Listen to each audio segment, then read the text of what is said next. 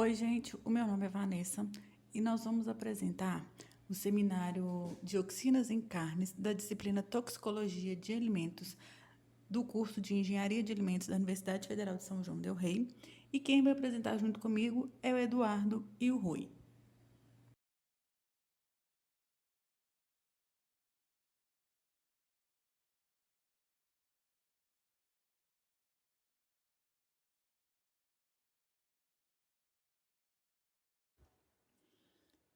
As dioxinas, ela é semelhante aos furanos. Então, quase sempre que a gente estuda sobre as dioxinas, e também estuda sobre os furanos.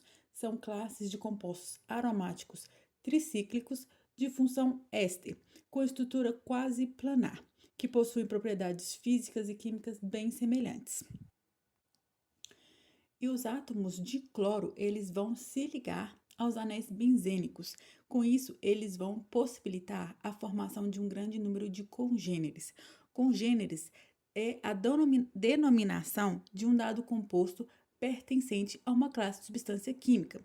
Neste caso, qualquer composto de 1 a 8 átomos de cloro pertencente às classes das dioxinas ou do furano, vai corresponder a um congênere.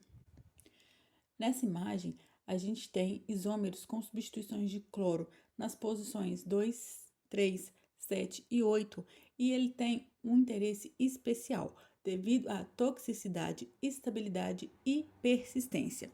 E eles são encontrados em quase todo o ambiente. Essa tabela é só para a gente mostrar a quantidade de átomos de cloro e os congêneres que eles vão formar de acordo com a isomeria, tanto das dioxinas quanto dos furanos. Os isômeros, das dioxinas geram 75 congêneres e dos furanos geram 135 congêneres, totalizando 210 compostos. E aí eles vão ter, fórmulas estruturais genéricas, e aí uma dessas fórmulas é a que está representada no slide anterior.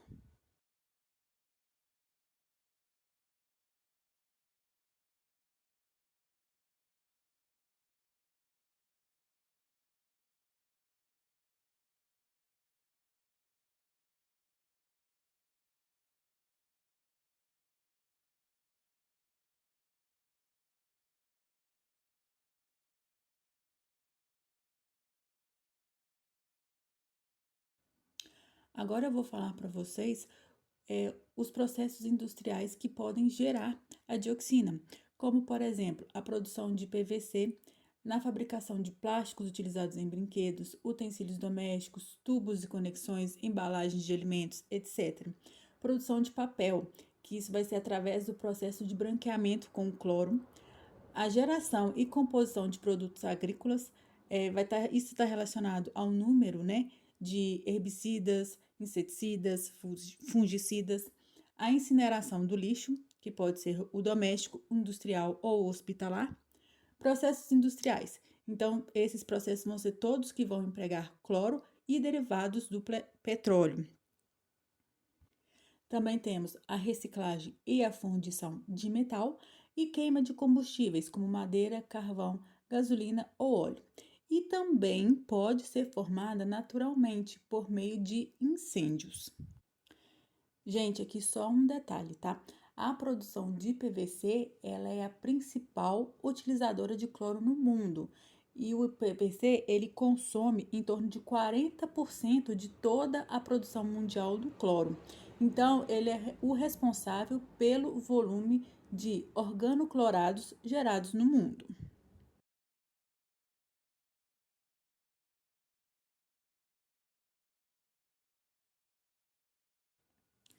Agora eu vou falar um pouquinho das rotas de exposição. Elas vão ser direta pelas emissões atmosféricas e de chaminés e indireta pela contaminação do solo e produtos alimentícios, águas, entre outros. Alguns estudos nos Estados Unidos, eles têm mostrado que lá a maior fonte de dioxina, ela é na alimentação. E aí a gente pode ver até nessa imagem, tá? Que a dioxina, ela é solúvel na gordura e ela bioacumula na cadeia alimentar.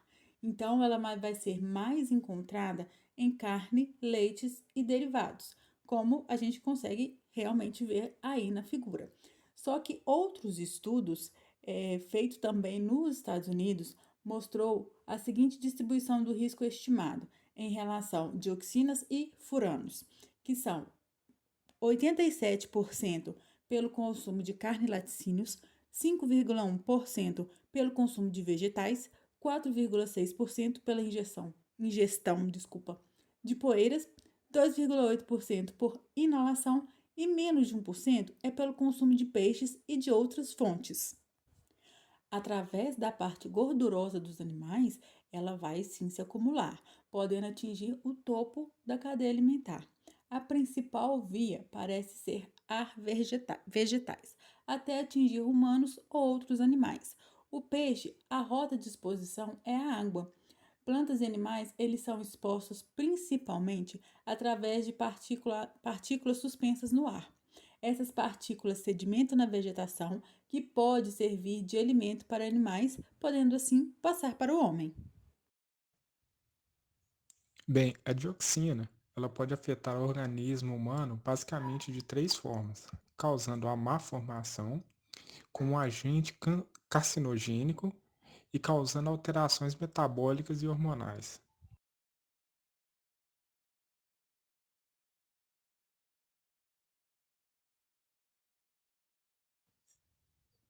A dioxina, ela é uma substância teratógena, ou seja, ela é capaz de causar malformação fetal. Por sua capacidade mutagênica, ela é capaz de interferir no crescimento celular, provocando a sua morte ou evitando que ela morra, o que pode causar deformações nos fetos.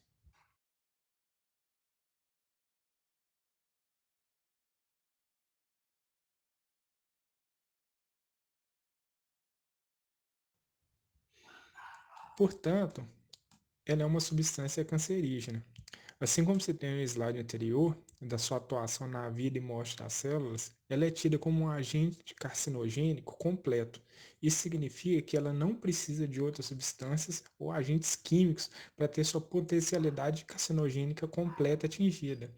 Os diversos tipos de tumores que a dioxina pode causar, ela aumenta substancialmente todos os tipos de câncer. Como vocês podem ver na imagem, esse é um político russo que foi envenenado com dioxina e a imagem, as duas imagens, elas são diferença de pouco mais de 6 meses uma da outra.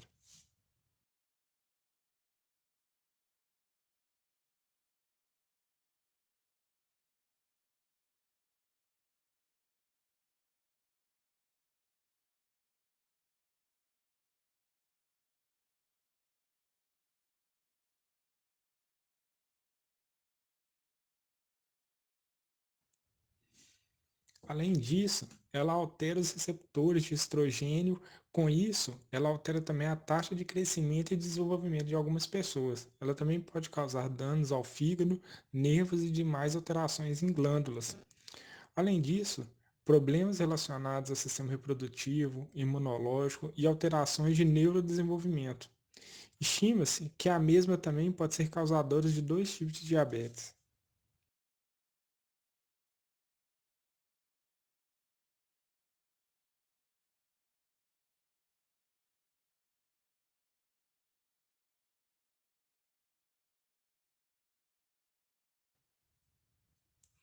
Bem, a sua exposição ela é geralmente advinda de produtos cárneos, pescados, laticínios e derivados, pois a dioxina é acumulada em tecidos adiposos. Ou seja, a exposição a humanos se dá através do consumo de produtos ou derivados de produtos animais que foram expostos à toxina ou em alimentos que foram embalados ou tiveram contato direto com embalagens que possuam a dioxina. Tais embalagens elas sofrem tratamentos de branqueamento industrial, o que faz com que a mesma possa vir com a substância. As carnes e demais produtos também podem ser afetados por conta de pesticidas é, distribuídos nas lavouras, que consequentemente são os alimentos dos animais. Outra forma possível de exposição pelos animais é a ação das fases, vapores e outras emissões provenientes de incineração de resíduos, plantas industriais de cimento, papéis e outros que podem vir a liberar dioxina no ambiente.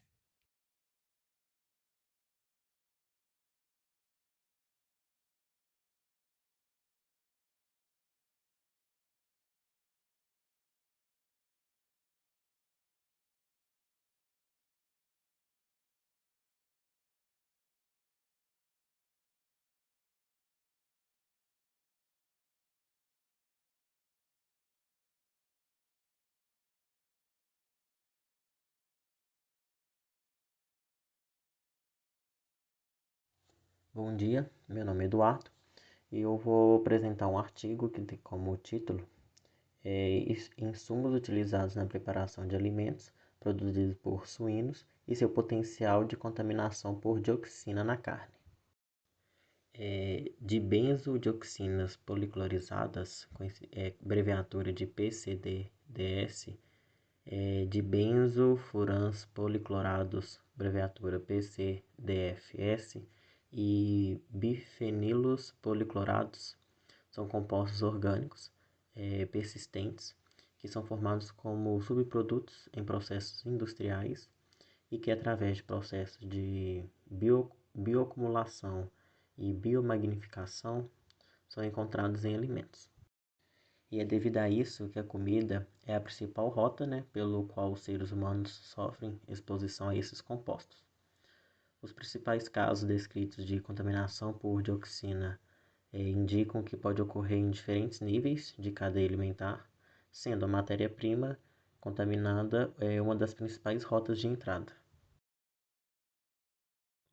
As fontes de contaminação de animais de produção, e especialmente animais de fazenda, de acordo com a legislação da União Europeia de 2006 e considerando também a realidade chilena, essas fontes poderiam afetar as seguintes categorias de matérias-primas ou insumos que compõem rações de suínos. Quais são elas?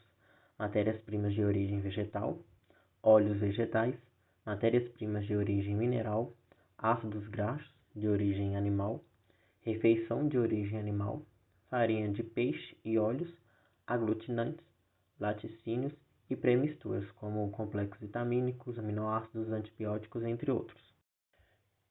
Bem, para a elaboração do estudo, além dos insumos mencionados, foi adicionada a categoria de mistura de ácidos graxos, que no Chile é geralmente incorporada à dieta como um suplemento energético. Para a elaboração do estudo, houve uma entrevista com médicos veterinários responsáveis pela área de saúde e produção de duas empresas, que juntas geram por média 70% da carne suína no Chile.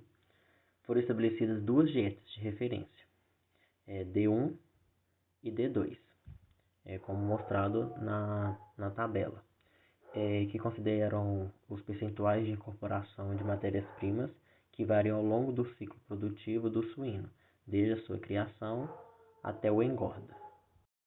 Bem, como pode ser visto na tabela, as dietas D1 e D2 elas variam nos percentuais de insumos incorporados na reprodução e engorda, enquanto na recria a composição da dieta é a mesma.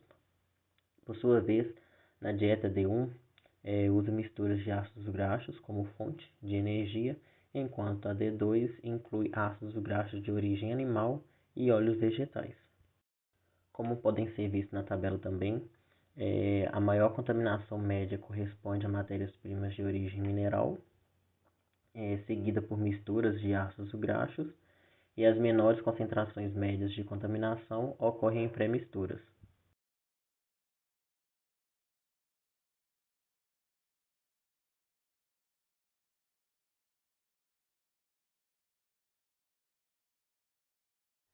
Bom, como resultado da discussão, foi feita uma tabela, que apresenta as diferentes percentuais de absorção da dioxina, feita em 100, 80, 60, 40, 20, 10 e 5%.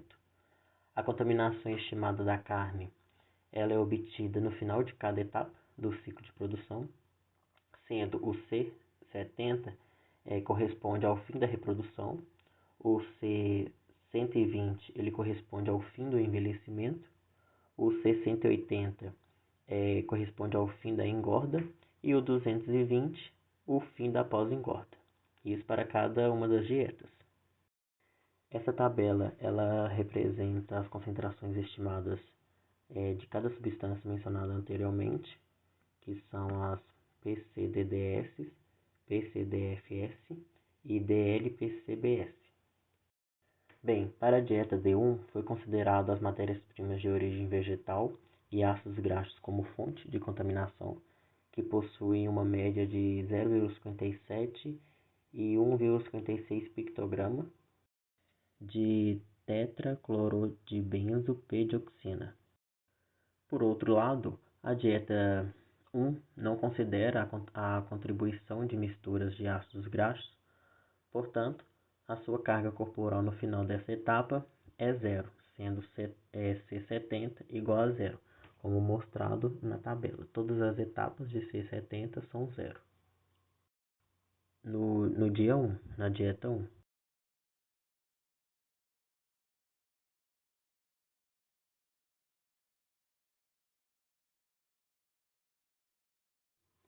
Os resultados da estimativa, eles aumentam para um certo nível e diminuem após 120 dias. Estes gráficos eles representam este aumento e esta diminuição. Para uma absorção de 20%, a estimativa da maior concentração é de 1,2 pictograma de gordura em 120 dias, enquanto que aos 180 dias a concentração ela é estimada de 1,19 pictograma de gordura. Bem, se o trabalho ele for em 220 dias, estima-se que a concentração caia para 1,14, mais ou menos, de pictograma de gordura. Na figura B, que é essa figura ao lado, ela mostra que a dieta 1 e a dieta 2, elas diferem ligeiramente no comportamento da concentração estimada no tecido para o insumo mineral.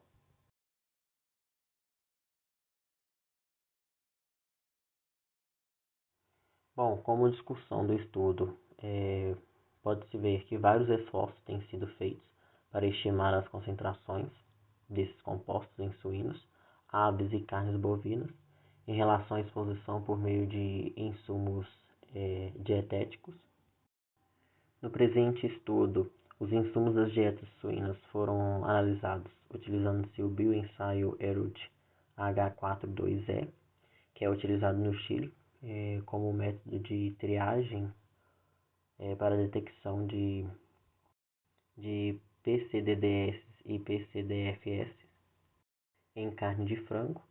Este bioensaio ele é caracterizado por sua velocidade e confiabilidade na entrega de resultados e menor custo, em comparação com o método cromatográfico, e pode ser utilizado também no monitoramento de programas de entradas da ração animal. Bom, os métodos desenvolvidos para estimar a contaminação na carne, eles devem ser considerar diferentes variáveis, como o perfil congênito, características físico-químicas e toxicocinéticas, tempo de exposição, genética, estado fisiológico dos animais, regime alimentar, entre outros. A variável perfil mais congenidade não foi considerado, isso porque o resultado do ensaio utilizado dá um resultado total ou valor equivalência total, no qual os congêneres eles não são diferenciados. Já com relação às propriedades tóxico-incipinéticas de PCDDS e PCDFS, demonstraram que não há diferenças significativas na absorção de ambos os grupos. Uma vez absorvido pelo corpo, a metabolização desses compostos é muito baixa e, portanto, sua secreção é quase insignificante, com uma meia-vida prolongada de dioxinas em humanos variando de 7 a 11 anos.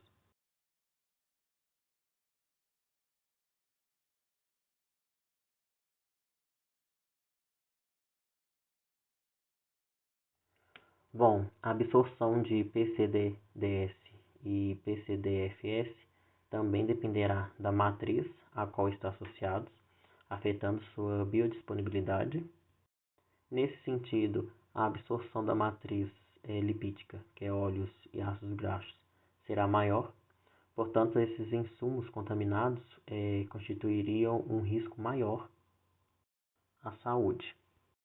Bem, a raça de suínos nos últimos 20 anos mudaram significativamente, né, que hoje tendem a ter uma massa muscular maior e um menor teor de gordura, e como resultado, uma concentração de PCDDS e PCDFS em tecidos adiposos presumivelmente maior. Bom, de acordo com os resultados obtidos, as concentrações de PCDDS, PCDFS e DLPCBS são maiores em 120 dias do que no momento do benefício, que é 180 dias. Com isso, pode-se concluir que o abate dos animais em idades mais jovens não seria uma medida recomendada. Os resultados da contribuição de cada uma das categorias de insumos para a contaminação total presente na gordura suína mostram que as matérias-primas de origem vegetal são as que mais contribuem, pois são incorporadas em alto percentual nas rações, mais ou menos 90%, e a segunda maior contribuição foi a das matérias-primas de origem mineral.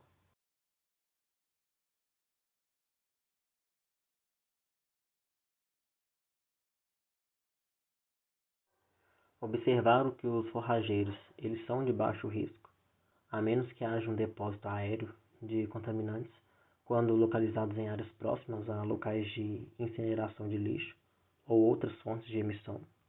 Por outro lado, o solo ele poderia causar a contaminação presente em insumos de origem vegetal. No entanto, tem sido visto que a absorção de dioxinas da terra é insignificante e que a única maneira pelo qual eles poderiam ser contaminados seria pelo depósito da poeira, né, em sua superfície, que também pode ser lavada após a colheita. Então, não apresenta um risco, assim, né, porque pode ser lavada, a poeira pode ser lavada após a colheita, não apresentando mais um risco.